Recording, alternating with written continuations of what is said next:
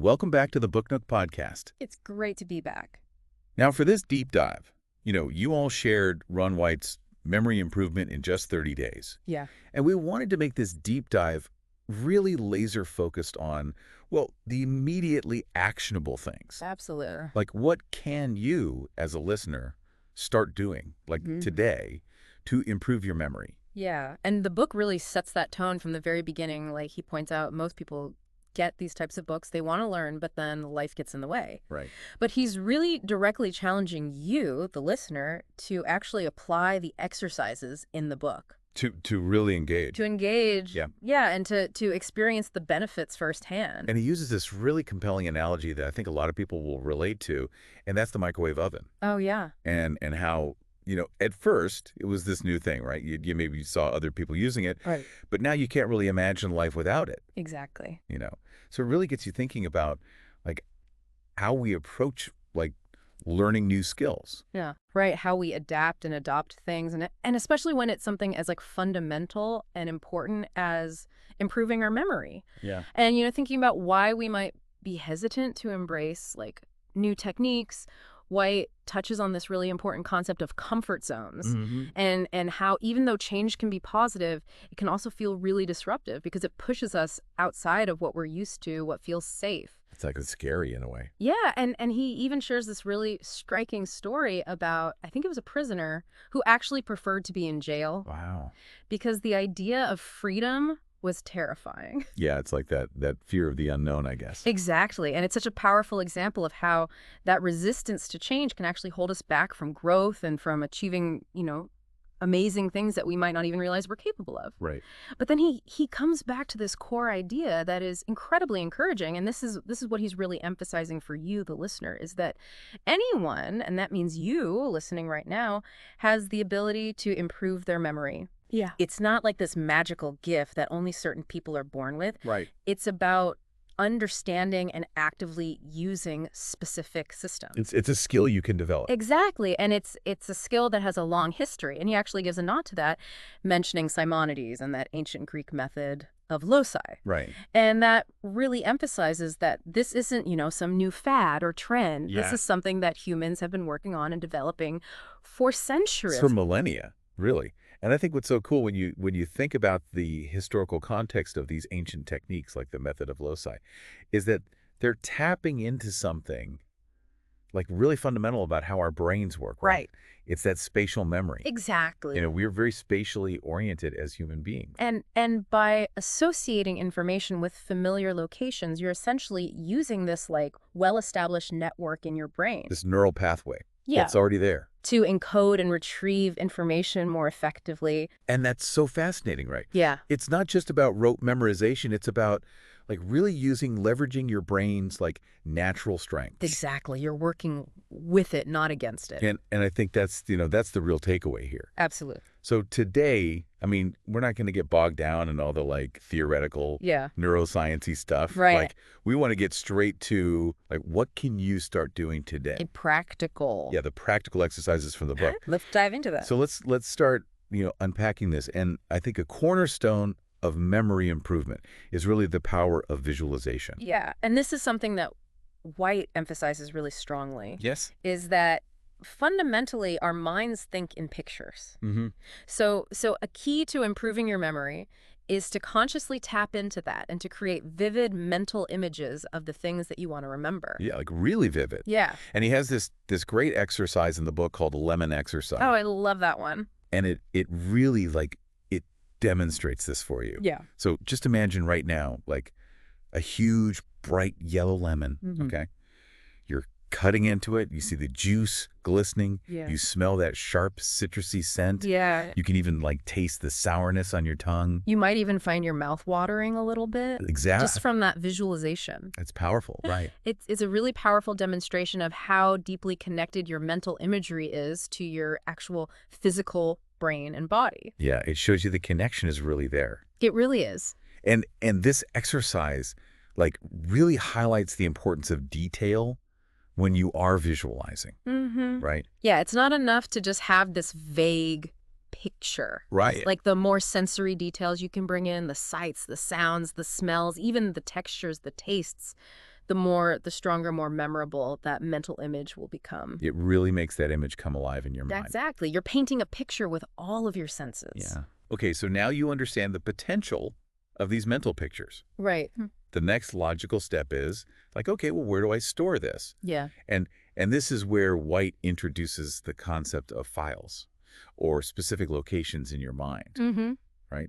So you can think of it like setting up folders on your computer, but instead of like digital files, you're using like actual places. Right. Places that are already familiar to. Familiar to you. Exactly, yeah. And he outlines a few different systems for creating these mental filing cabinets. Right.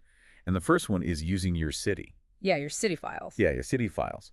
So it's all about using landmarks that you're familiar with in your city Yeah. and mentally walking a specific route and assigning the information you want to remember to each of these landmarks in a logical sequence. Yeah, and what's so great about that is those locations are already firmly established in your memory. So Right. you're piggybacking on existing neural pathways. Exactly. Yeah, like if you're in Seattle, Yeah. you could think about, the Space Needle, Right. Pike Place Market, Mm-hmm. and kind of like working a path and assigning things to each of those locations. And that makes it much easier for you to recall that information because you're not starting from scratch. Exactly. You're building on something that's already there. Yeah. And then he introduces this concept of skeleton files, which I thought was like really intriguing. Yeah. It's using parts of your own body as like a fixed set of 10 files, Mm-hmm. starting from the top of your head and working downwards in a specific order. Mm-hmm. So you've got your top, nose, mouth, ribs, liver, joint, cap, fibula, ball, and sand. Right. It's this consistent sequence. Right. And that's what makes it like a reliable system. Yeah, and that system of 10 locations is actually really crucial because, as the book explains, it becomes a foundation for some of the more advanced techniques later on, particularly when you get into memorizing numbers. But even in the earlier stages, there's an exercise where he has you associate random images, like a handshake or a set of statistics, with these different body parts. And it's for, like, a sales presentation. Yeah. It really shows you how you can put this into practice immediately. Right. It's a very direct, almost physical link in your mind to that information. Yeah, exactly. You're embodying the information in a way. Mm-hmm. And then the last one in this category of mental filing systems is house files, Right. which is using the different rooms in your home. And within each room, you identify 5 specific files. Like furniture or appliances. Yeah, whatever makes sense to you, whatever you can easily visualize. Right. And that creates a system of 25 distinct locations. Storage locations within your own home. Yeah, and I love that example he gives of the boy whose picture stayed so vividly in the kitchen because it really illustrates how memorable these mental images can become. Right. It's like, that sense of home and like those familiar surroundings really like solidify it in your mind. Yeah, and he suggests that this system can be particularly useful for grouping information thematically. Like if you're learning product knowledge or studying for a test, Right. you can dedicate each room to a specific category. Yeah. And it really keeps it organized in a way that, makes sense to you. Exactly. You're creating your own personal mental library. Okay. So now we have these mental places to store information, right? Right.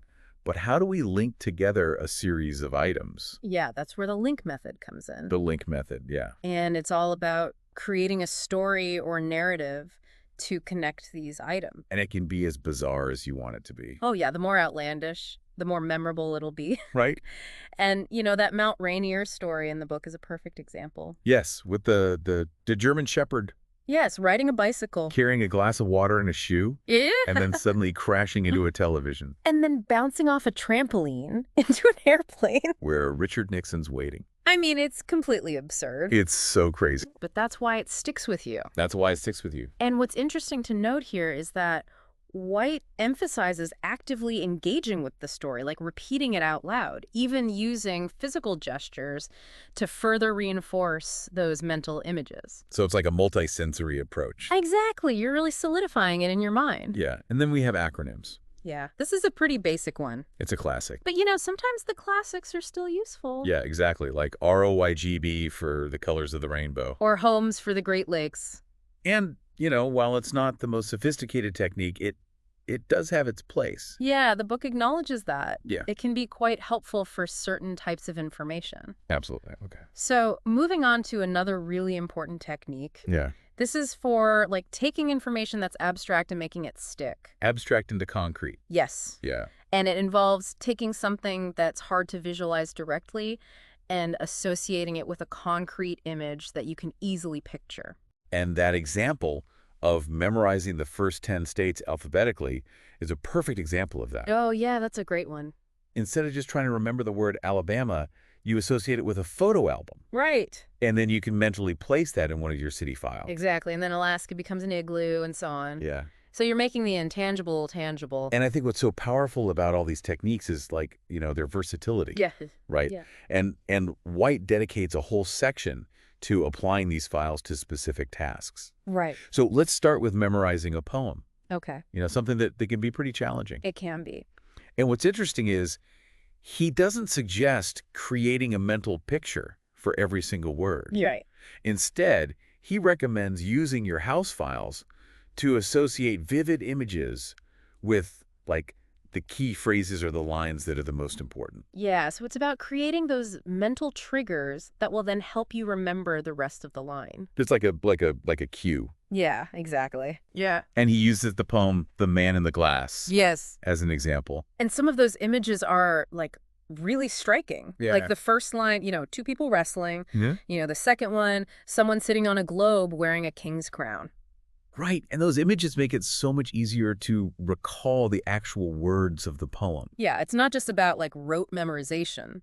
Exactly, it's about understanding the meaning Yeah. and then creating these connections that will aid your recall. Right. So it's like almost like it's deeper than just memorization. It is. It's engaging with the information on a different level. Yeah. And another practical application that he covers is giving speeches without notes. Ooh, that's a big one. It is. It's something a lot of people struggle with. Yeah. And again, his approach involves utilizing your already established file systems, Yeah. in this case, the skeleton files, Right. to store the main points of your speech as vivid images.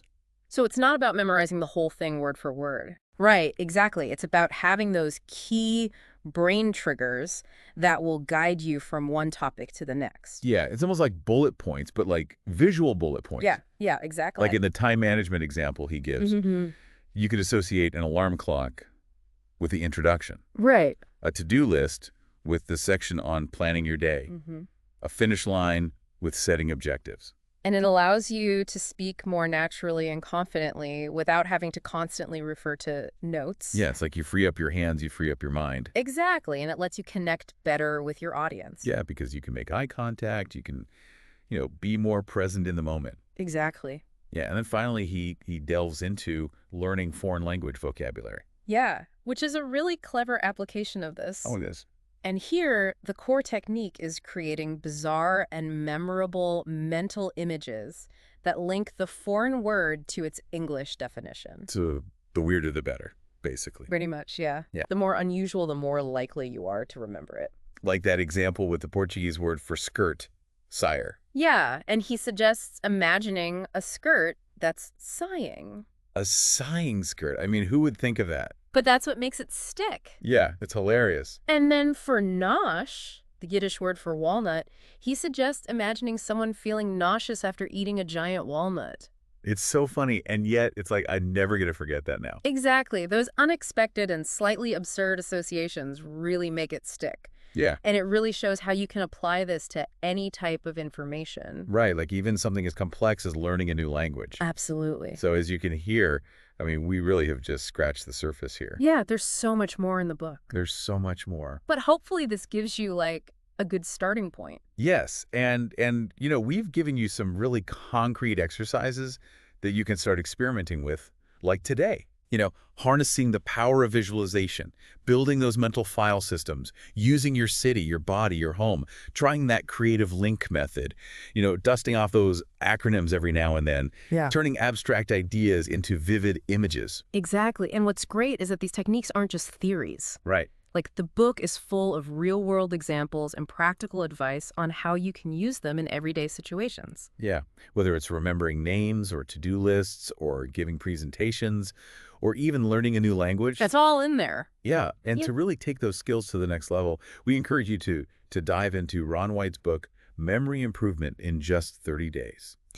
Yeah, it provides a more structured 30-day program Hmm. with in-depth explanations, exercises, and even more advanced techniques. Yeah, like how to memorize numbers and how to build those even larger mental file systems. So think of this deep dive as your starting point, Yeah, it's like your spark your jumping off point. for a fascinating journey towards having a more powerful and reliable memory. Absolutely. And to really put these actionable strategies to work, we highly recommend checking out Memory Improvement in just 30 days and exploring all the knowledge it has to offer. You won't regret it. You won't. It's a fantastic book. All right, well, until next time, happy reading. Happy remembering.